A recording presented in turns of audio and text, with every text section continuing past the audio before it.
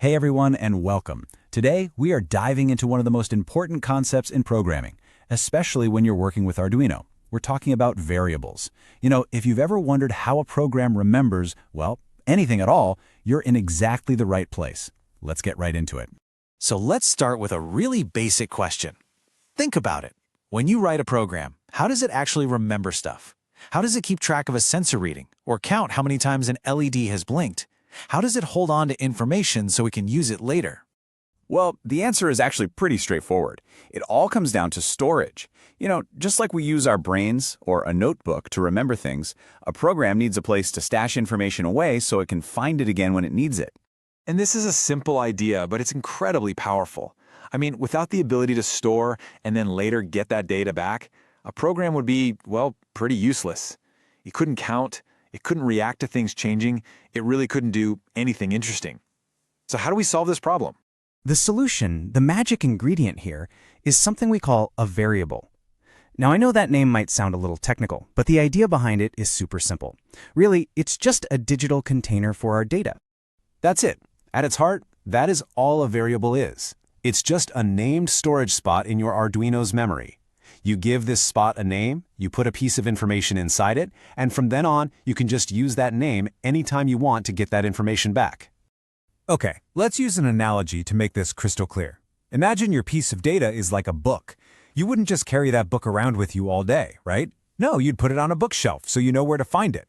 In this case, the bookshelf is your variable.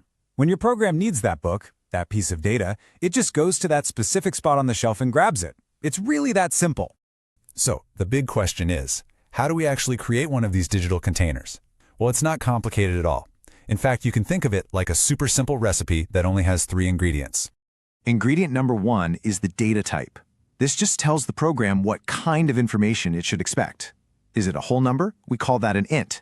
Is it a decimal? We might use float. Number 2 is the variable name. This is just a unique label that you make up, something simple like val. And ingredient number 3 is the value itself, the actual piece of information you want to store, like the number 10. And here's what those 3 ingredients look like when you put them all together in a real line of code. Int val equals 10. See, we've got our data type int, our name val, and our value 10. Oh, and that little semicolon at the end? That is absolutely crucial. It's like the period at the end of a sentence. It tells the Arduino, okay, this instruction is finished. Now, you don't always have to give it a value right away. You can just set up the container first, like this, int val. If you do that, you've basically just created the empty spot on the bookshelf, and the Arduino will automatically put a 0 in there for you until you decide to store something else later on. Okay, so now that we know how to create a variable, we need to talk about where we create it. And believe me, where you put it in your code matters a lot.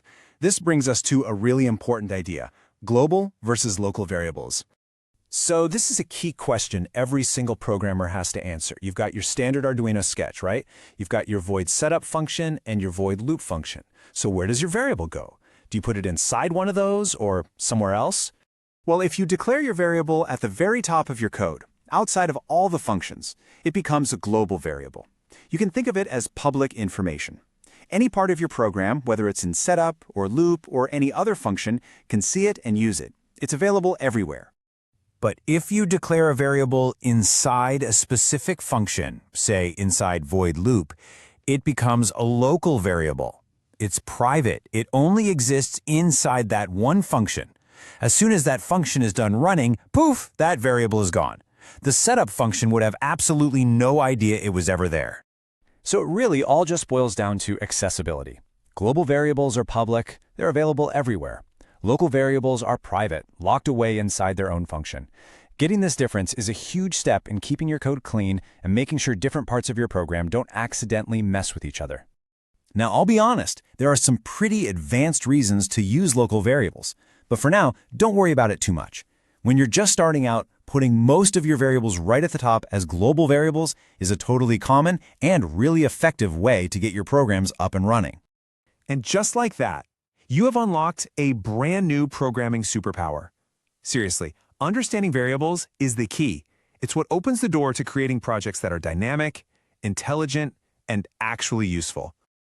So let's just do a super quick recap. Variables are just containers for data. You build them with three things: a data type, a name, and a value. Global variables are public and can be used anywhere, while local variables are private, stuck inside their one function. Mastering this concept is, without a doubt, the first essential step to making your code truly powerful. So I'm going to leave you with this one final thought. You now get the fundamental way that programs remember things. You can create these containers, you can store information, and you can use that information to make your projects do amazing things. The only real question left is, what are you going to build with this new power?